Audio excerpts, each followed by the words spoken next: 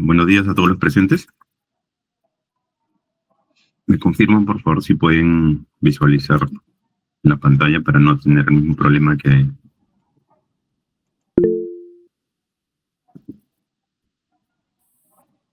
Buenos días Rigel, buenos días con todos. Sí se visualiza, Rigel, la pantalla. Ok, Norma, gracias. Bueno, continuando con la semana de capacitaciones, buenos días con todos los presentes. Mi nombre es Rigel Sánchez Cumbay, soy abogado laboralista y especialista en lo que es seguridad y salud del trabajo. El día de hoy vamos a tocar el tema ergonómico y los factores de riesgos disergonómicos.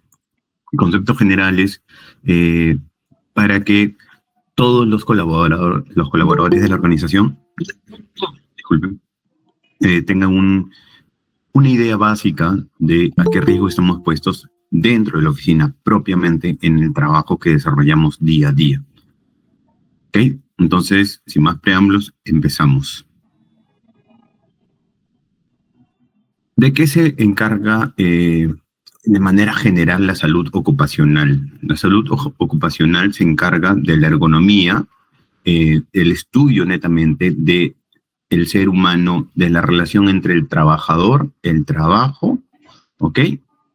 Y esa relación, ese vínculo que tienen el trabajo, la empresa y el trabajador, se va a denominar ergonomía. Y toda esa relación o ese vínculo que existe entre estos tres elementos van a determinar ciertas responsabilidades, ciertas obligaciones, ciertas posturas y ciertos procesos y subprocesos que los voy a ir determinando, como ya les mencioné anteriormente, en la matriz de identificación de peligros y riesgos y controles administrativos.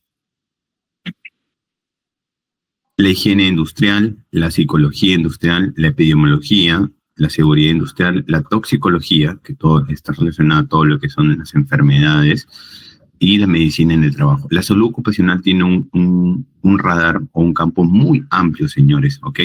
Y dentro de ese campo hay una especialidad denominada ergonomía que se encarga netamente de la relación que ya les mencioné entre estos tres aspectos. ¿Qué se entiende por ergonomía? Bueno, ergonomía viene del latín ergos, que significa trabajo, actividad, y nomos, normas y leyes. Básicamente es el estudio del trabajo. Voy a estudiar netamente desde la persona, desde que ingresa, qué posturas tiene, cuánto tiempo está expuesto a estas posturas o a determinadas posturas y qué herramientas o qué implementos va a utilizar para poder desarrollar ese trabajo. Se le puede dar tiene diversas acepciones la ergonomía, ¿no? La ciencia del trabajo, factores humanos, la ingeniería humana, así como el recurso humano se conoce como el talento humano, la gestión del talento humano. Ergonomía también tiene diversas acepciones o diversos nombres, ¿no? Dentro del campo del sistema integrado de gestión. Ergonomía es la ciencia que busca optimizar la interacción entre el trabajador, la máquina o el ambiente de trabajo y su puesto de trabajo, con el fin de adecuar los puestos, ambientes y la organización de trabajo a las capacidades y limitaciones de los trabajadores, con el fin de minimizar el estrés y la fatiga. Dentro de la base legal que tenemos la resolución ministerial, la 375/2008, dictada por el Ministerio de Salud, que es la norma básica de ergonomía.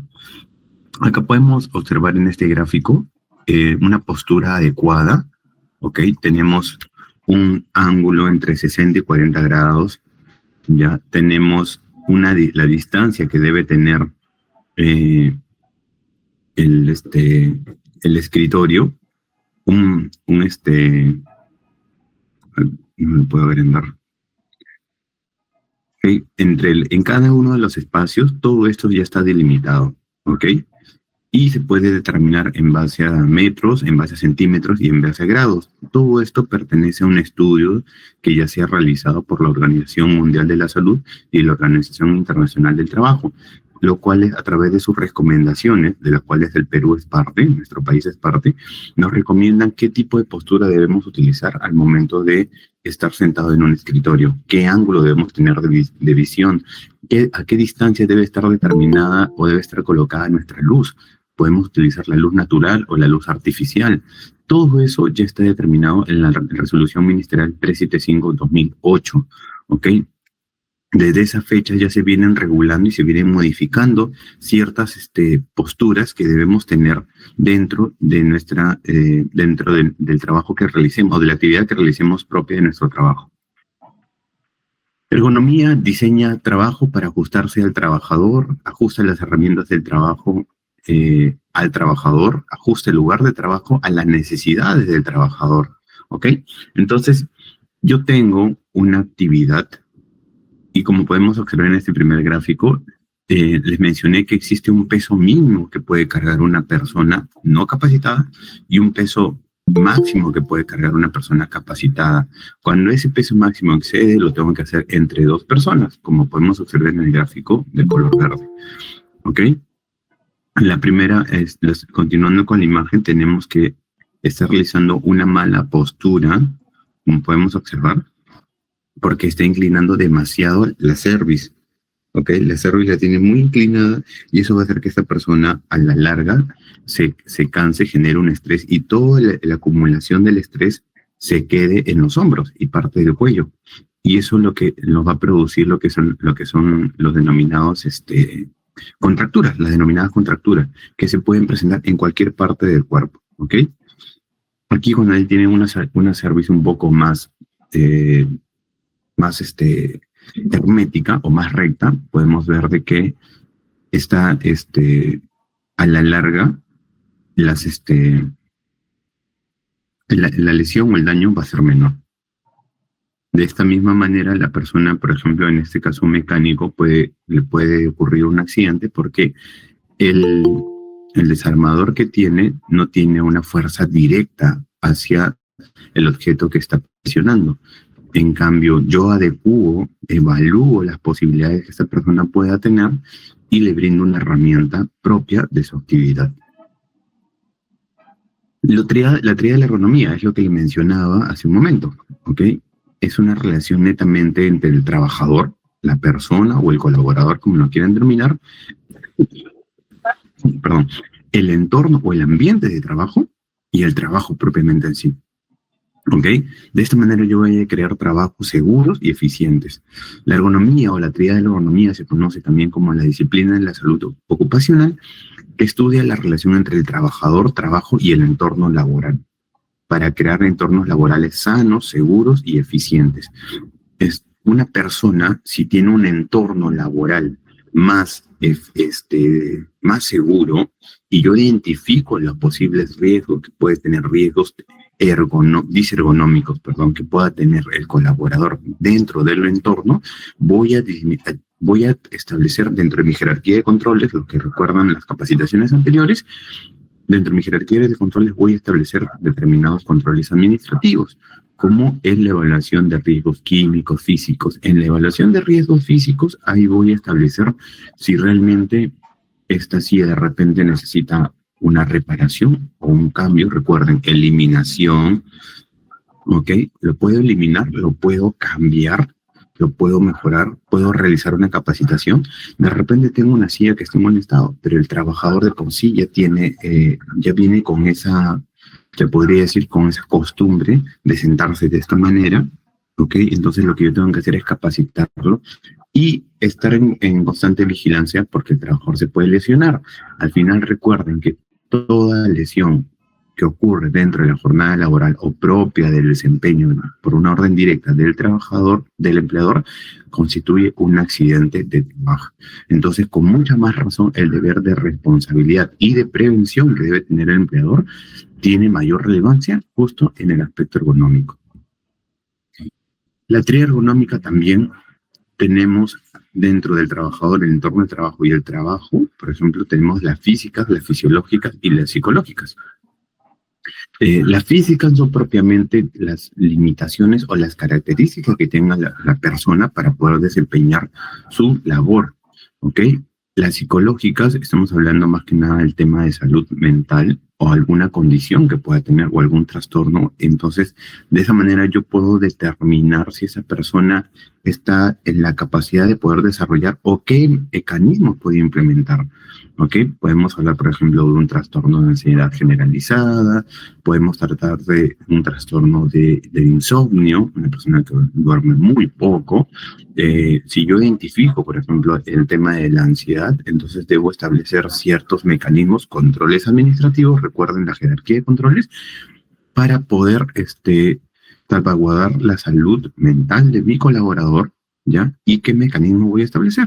De la misma manera con el tema del insomnio. Si es una persona que duerme muy poco, voy a identificar a esa persona y lo que voy a tratar de establecer es mecanismos y herramientas, no como si fuera un psicólogo, sino dentro del sistema integrado de gestión. Recuerden que la salud mental es un factor de riesgo, señores, ¿ok? Entonces lo voy a identificar y le voy a dar herramientas para que él pueda mejorar, le voy a dar soporte, eso se llama controles administrativos. Luego, como empleador también puedo mejorar el entorno de trabajo. ¿Puedo mejorar la eliminación? Sí. ¿Puedo disminuir el ruido? También, la sonorización. ¿Puedo disminuir un golpe de calor? También. ¿Me entienden? A través de, bueno, los mecanismos que existen, que puede ser el techo de baldosa o el techo de tecnopor, que también disminuye el tema de calor, o también en ese caso la aplicación o la instalación de aire acondicionado. Cuando existe demasiada humedad, el deshumecedor también es importante. Con relación al trabajo tenemos la carga física. Si bien es cierto, en la organización no hay demasiada carga, pero cuando se hacen traslados de repente de equipos celulares, de una sucursal a otra, sí hay que tener ciertas técnicas para no poder lesionarme al momento de agachar y cargarle una caja, por más que pueda pesar entre 15 o 20 kilos, dependiendo de, ¿no? La carga mental también está relacionada netamente al estrés. Ahora, ¿por qué la ergonomía se centra en el hombre? Entiéndase hombre como varón o mujer. ¿Por qué se centra en el hombre? Porque es el que guarda mayor importancia dentro de la relación de trabajo. Y de esta manera podemos determinar, por ejemplo, las personas, tanto varones como mujeres, tienen diversas estaturas. Y esa estatura me va a ocasionar que tenga una diversidad antropométrica. ¿Qué quiere decir? Que el riesgo de repente para una persona de mediana o baja estatura no va a ser el mismo para una persona alta. Va a tener riesgos completamente distintos. Hay personas que son demasiado altas y en nuestro país no está diseñado netamente para personas que son de alta estatura. ¿Ok? Y no solamente la diversidad antropométrica, señores, sino también el tema del sobrepeso. En nuestro país existe una obesidad mórbida tipo 1, tipo 2, y nuestro país no está preparado, o los espacios no están preparados para las personas que tienen obesidad mórbida. ¿Ok? Y eso no es ninguna novedad. Entonces, si yo contrato a una persona que de por sí tiene tendencia, por ejemplo, puede tener un tema de tiroides, pero también puede tener un tema de obesidad mórbida, entonces yo tengo que establecer y determinar los mecanismos para que esa persona pueda desarrollar de manera correcta su trabajo. Una persona que tiene sobrepeso no le voy a estar dando órdenes que sube y baje del primero al tercer piso de manera constante y repetitiva. ¿Ok? Lo que tengo que hacer es que trabaje. Cuando me refiero a mecanismos, muchas personas creen que tener una condición, ¿ok?, hace de que no puedan recibir órdenes de su empleador. Ojo, que son cosas completamente distintas. El empleador puede dar órdenes en base al principio de autoridad, ¿ok? Puede dar órdenes, puede sancionar también, y en base al principio direccional, me puede dar órdenes y puede impartir también sanciones, y eso no impide, pero ese poder disciplinario, ese poder directriz tiene ciertos límites, y esos límites están establecidos en la Ley de Seguridad y Salud en el Trabajo. Yo no puedo poner en riesgo mi salud por cumplir una orden de mi empleador. Entonces ahí yo tengo que tener un criterio, un razonamiento. La teoría del hombre razonable la aplico en este momento y hago un justo medio, ¿ok?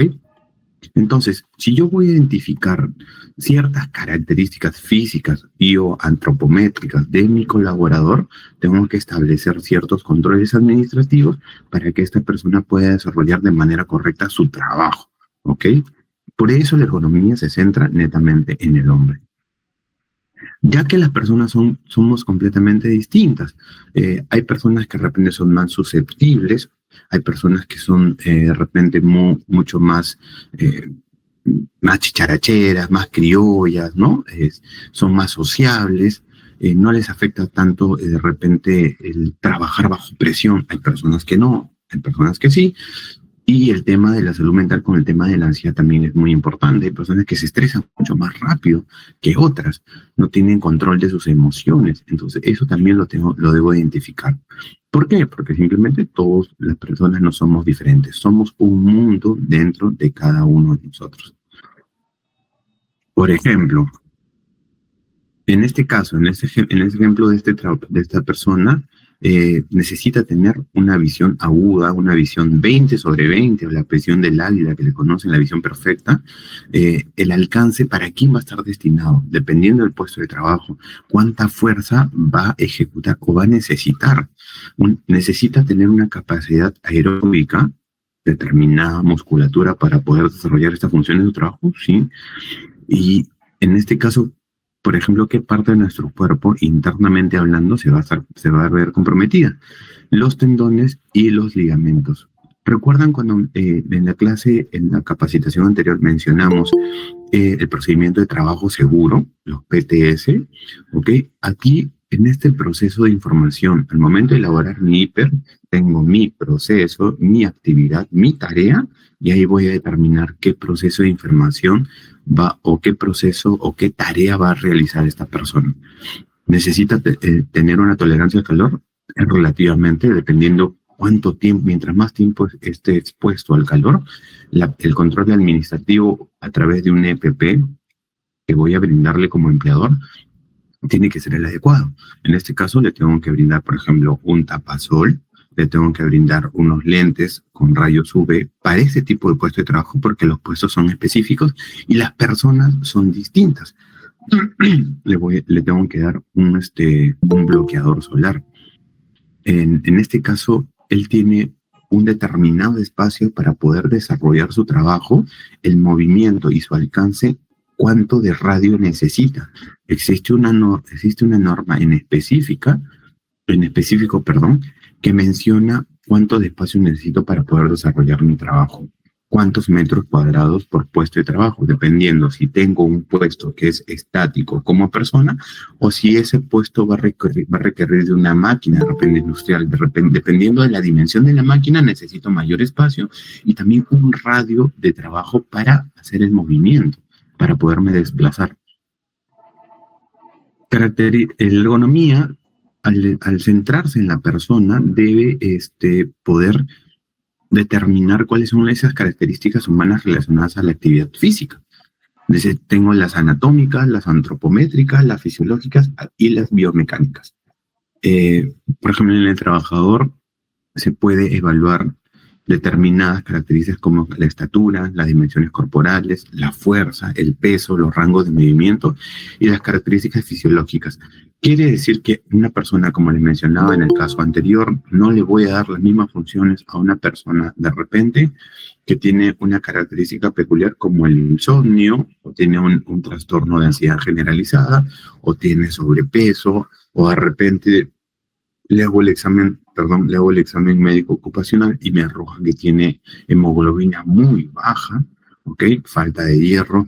Todas esas características que están centradas en el trabajador me van a dar como una alarma para poder tomar una decisión como empleador frente al puesto de trabajo, con la finalidad de ¿qué? De generar un buen clima laboral, un buen ambiente laboral, porque tengo la triada que ya les mencioné, de la cual se encarga la ergonomía: trabajo, trabajador, puesto de trabajo y el ambiente, ¿ok?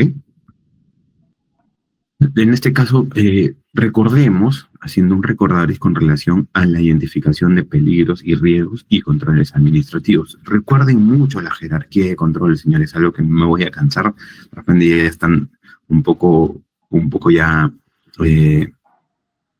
ya tienen un denominador, pensarán que tengo un denominador común, ¿no? Con ese tema, tengo una traba de repente con ese tema, pero la jerarquía de controles en el sistema de gestión es algo muy importante y espero que con esto siempre se quede grabado la diferencia entre accidente, incidente de trabajo, la fuente del riesgo, ¿ok? La, la, la, este, la fuente del riesgo como si la actividad subestándar, ¿ok? Y la condición. Ok, esos tres elementos son muy importantes y también la jerarquía de controles. Dentro de mi jerarquía de controles tengo sustitución, eliminación, controles de ingeniería, controles administrativos y EPPs. Como el último, como la última jerarquía de controles. El trabajo para la identificación de peligros y riesgos y controles administrativos dentro de mi matriz y per se, bueno, se va a determinar como aquellas tareas o actividades del proceso de trabajo. Cuando les mencioné, tengo un proceso, de manera general, un subproceso, tengo una actividad y tengo varias tareas. Esas tareas, ¿a qué tipo de riesgos están expuestas? ¿Ok? Eso me va a determinar, por ejemplo, con qué tanta intensidad voy a tener un cliente, no sé, conflictivo, un cliente problema, o de repente voy a tener un cliente, la idea de brindar un servicio, un buen servicio, y ya eso va al tema de la gestión de la calidad del servicio, es que un cliente se retire contento, un cliente se retire tranquilo y tenga la seguridad de que su problema de repente sea resuelto o se va a resolver, ¿no? Y se lleva más o menos con la calidad del servicio.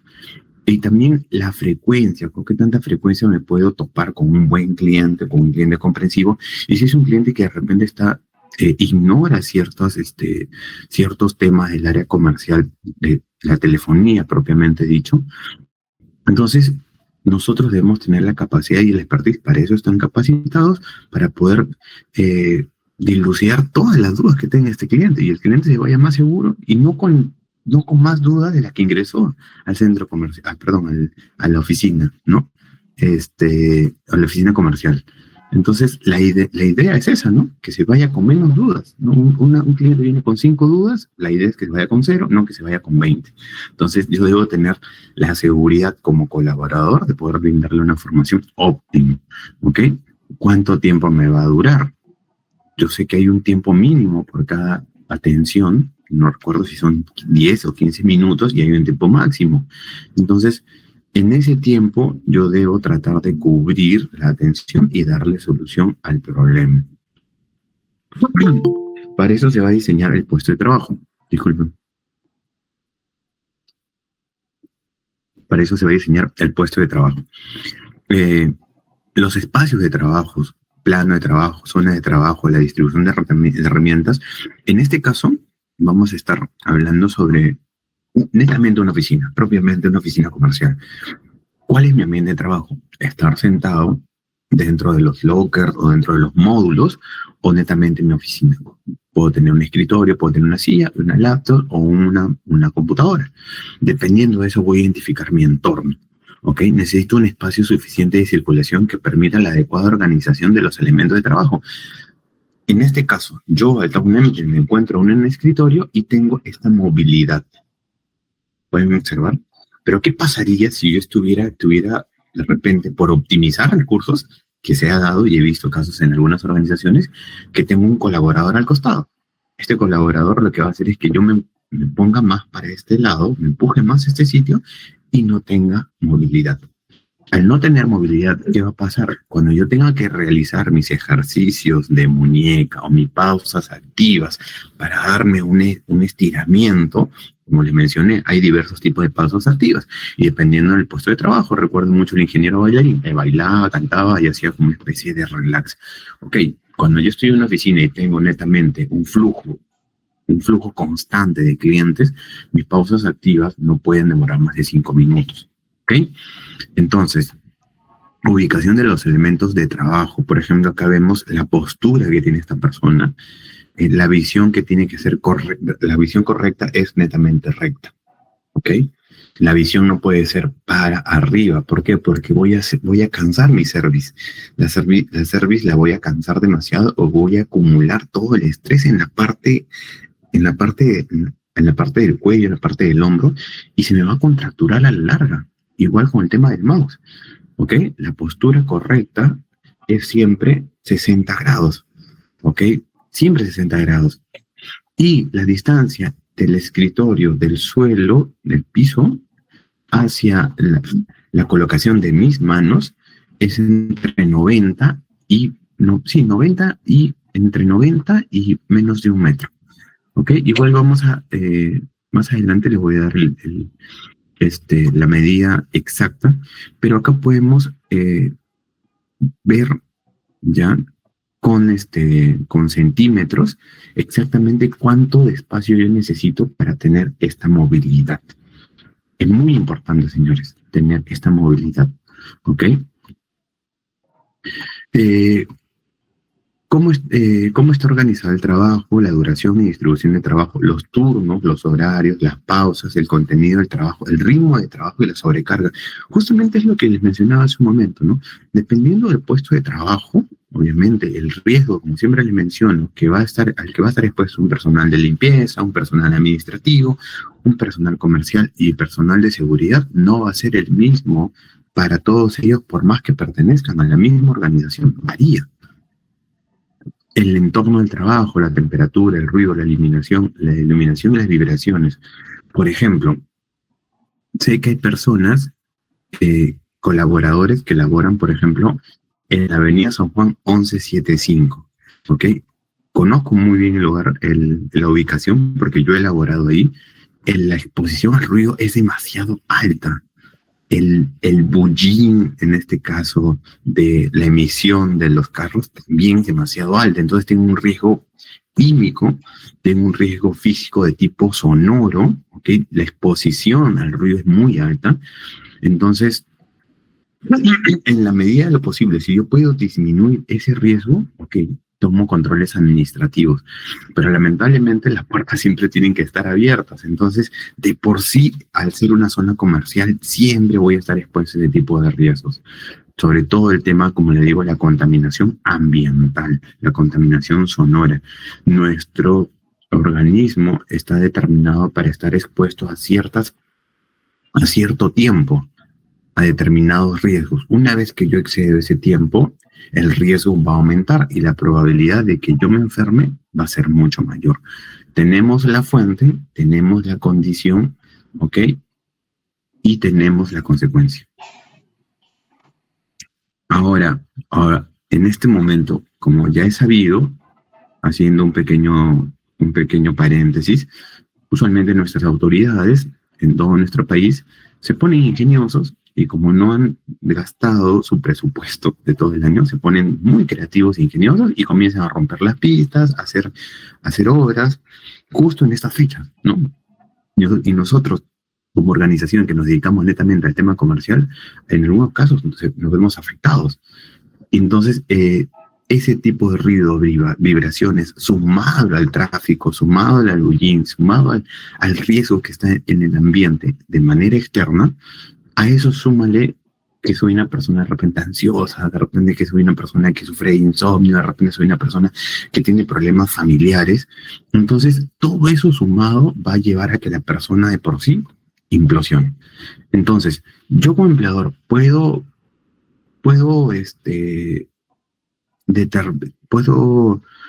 eliminar todo lo que está a mi alrededor. No, porque es algo que yo no puedo controlar. Yo simplemente puedo eliminar como empleador lo que puedo controlar y lo que está dentro de mi radio o mi esfera. Lo que está fuera de mi esfera no lo puedo controlar. Puedo administrar, sí, puedo establecer controles administrativos también, como EPPs. Claro que sí.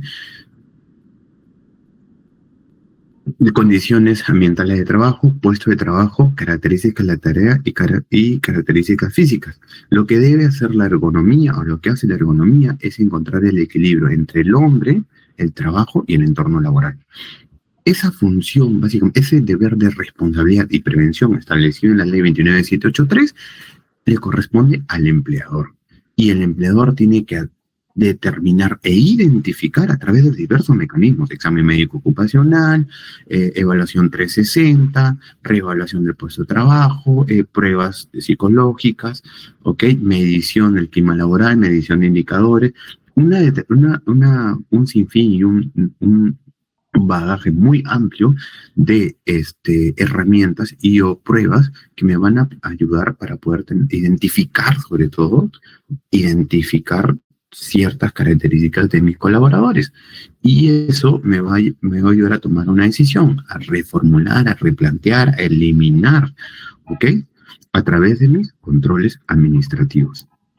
A mi jerarquía de controles, perdón. Tengo en una balanza la actividad laboral y la capacidad del trabajador. Como lo vuelvo a repetir, si los colaboradores y o trabajadores tienen ciertas características y esas características me van a determinar qué controles, qué en la jerarquía de controles, cuáles voy a aplicar, porque no voy a aplicar a todos por igual, señores.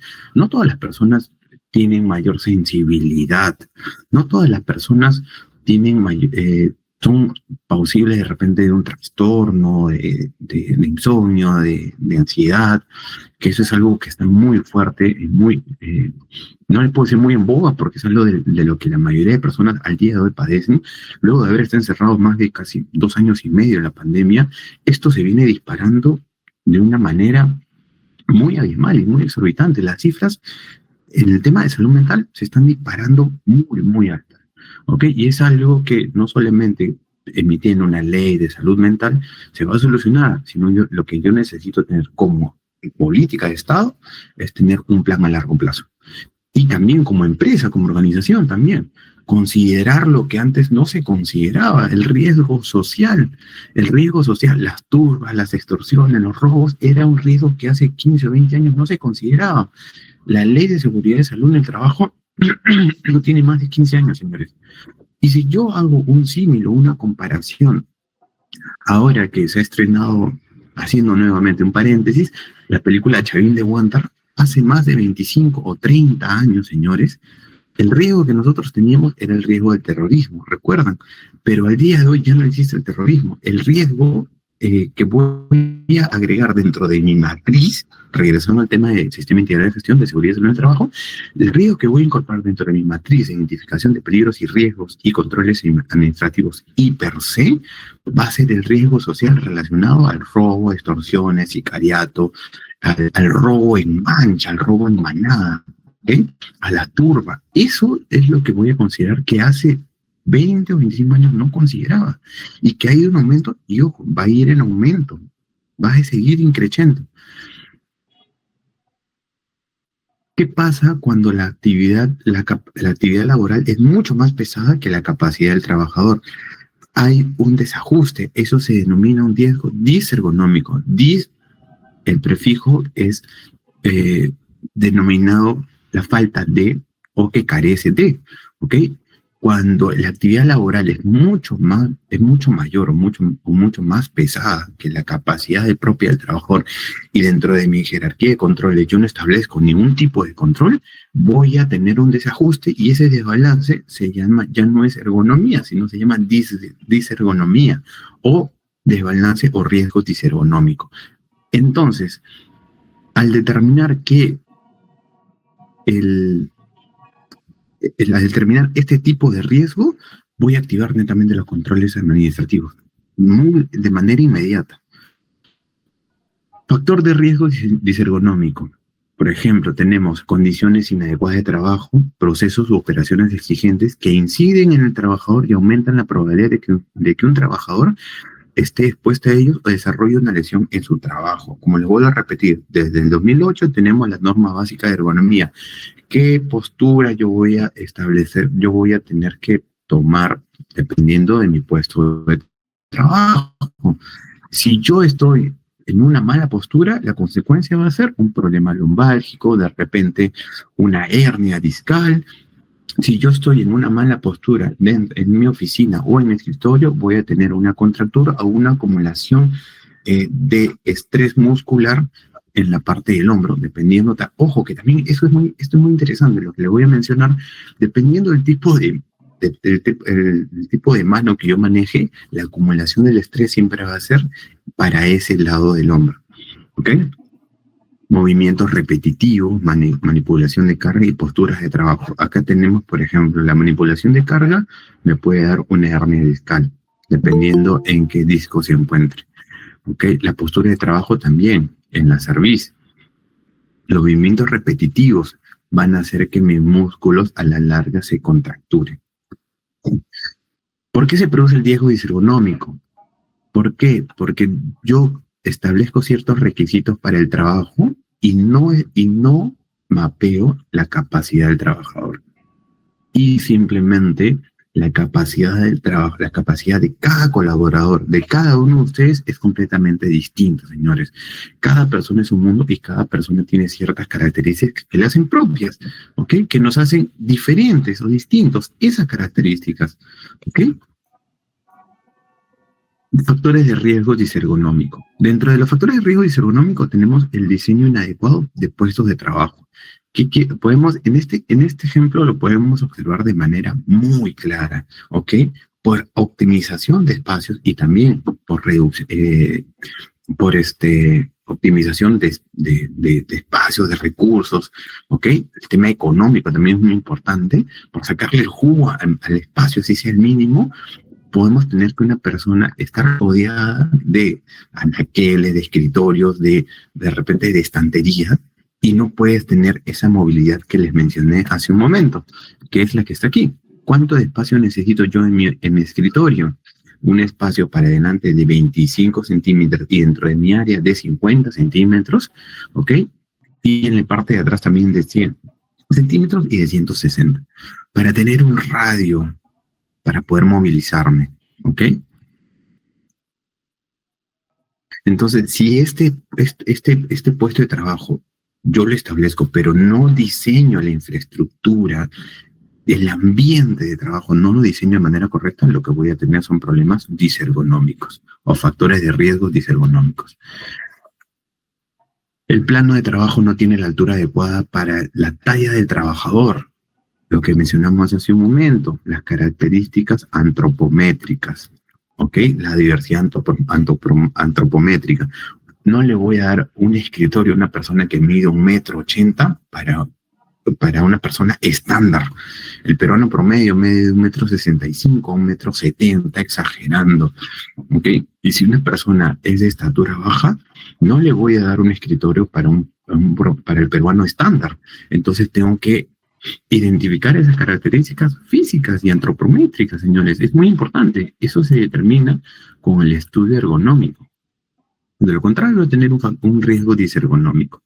Como se puede apreciar acá, voy a tener tensión en el cuello, en los hombros y en la zona lumbar. Todo eso, mientras mayor tiempo esté expuesto, el daño va a ir en aumento.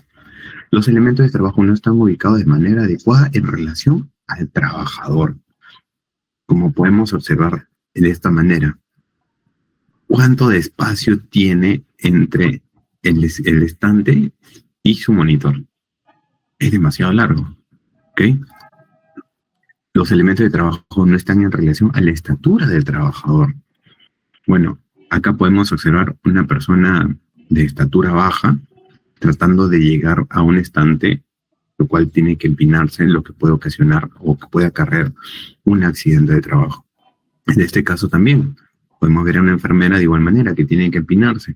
Ahora, esto puede ocasionar no solamente una lesión en el trabajador, sino también puede ocasionar que por una mala manipulación, esta herramienta, computadora, laptop, celular, no importa la fuente del objeto, puede caerse y puede ocasionar una lesión al trabajador. Trabajador con los codos hacia afuera. Bueno, en este caso netamente es un tema de producción, ¿ok? Trabajo con las manos por encima de los hombros. En este caso vemos una mala postura, porque de esa manera no se tiene por qué realizar la carga y descarga. Posturas de pie, espalda en flexión o tensión de más de 30 grados. Vemos cómo está flexionada esta persona. En esta postura, la columna vertebral recibe grandes fuerzas de comprensión. Entonces, esto de aquí no es la manera correcta. Siempre tiene que estar en 30 grados. Esta tampoco, mire cómo está su cerviz. La postura de sentado, ¿cuántas personas trabajan de esa manera? En el colegio, en la universidad, ¿cuántos nos hemos sentado de esta manera y no hemos medido las consecuencias? De repente el día de hoy nos está doliendo un poco el cuello, la espalda, tenemos la espalda contracturada por una mala postura. Mantener las partes del cuerpo en posturas fijas o forzadas durante el trabajo. La prolongación de una postura, si bien es cierto, la Organización Mundial de la Salud y la Organización Internacional del Trabajo me hablan sobre una visión recta y una postura de 60 grados, la exposición por largas, de manera prolongada, me va a generar determinadas cargas musculares. Entonces, para eso tengo que hacer las pausas activas. Posturas de rodillas o cuclillas. Una persona, ¿cuánto tiempo podría estar expuesto a este tipo de trabajo? Posturas no correctas de trabajo, posturas forzadas, posturas inadecuadas y posturas estáticas, que va a ocasionar la incomodidad del trabajador. Estos son los tipos de riesgos postulares al momento de tener una postura incorrecta. Como les mencioné, voy a tener una sobrecarga muscular, o sea, una tendinitis, unas contracturas musculares, desgastando el organismo de manera permanente. Ahora, esto no lo voy a ver a mediano plazo, ni tampoco a corto plazo, lo voy a ver a largo plazo. Cuando la carga es demasiado excesiva, genera sobreesfuerzos. ¿Ok? Esto varía, señores. Cuando se realiza el levantamiento manual frecuentemente, la técnica de manipulación es incorrecta. Entonces, te devuelvo la llamada, ya en un ratito. Esto varía, disculpen, señores. Cuando se realiza el levantamiento de forma manual, de forma frecuente, esto varía, ¿ok? La técnica de manipulación de carga es incorrecta. Como le mencioné, hay determinados kilos para hombres, determinados kilos para mujeres, 20, 25, y si yo estoy realmente capacitado, esto también varía. Aumenta los kilos, pero también tienen un tope. Cuando las condiciones del entorno del trabajo no son adecuadas, esto aumenta el factor disergonómico. ¿Qué efectos va a tener sobre mi salud? Los factores disergonómicos, bueno, voy a tener una fatiga muscular y trastorno de músculos esqueléticos. Bueno, señores, espero que esta capacitación haya sido de su agrado. Si bien es cierto, el tema ergonómico es muy importante, es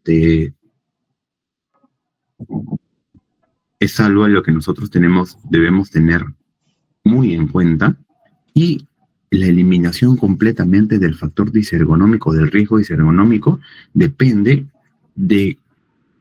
Esto también va para el tema para el personal de recursos humanos. Yo puedo tener un perfil de mi puesto de trabajo, pero también tengo que establecer cuáles las características que tiene este trabajador y la capacidad que tiene este trabajador. Y cuando hablo de capacidad, señores, no solamente hablo del tema físico, ¿ok? Sino también hablo del tema intelectual. Yo tengo que ver su expertise, tengo que ver su capacidad, tengo que ver su inteligencia emocional, que es algo que tiene que evaluarse mucho, y debo tenerlo debo tenerlo mapeado al momento de hacer el reclutamiento. Las habilidades duras, las habilidades blandas, eso es muy importante, señores. ¿Ok? Entonces, espero que este tema haya sido de su agrado y nos encontramos hasta una próxima oportunidad. Buenos días con todos.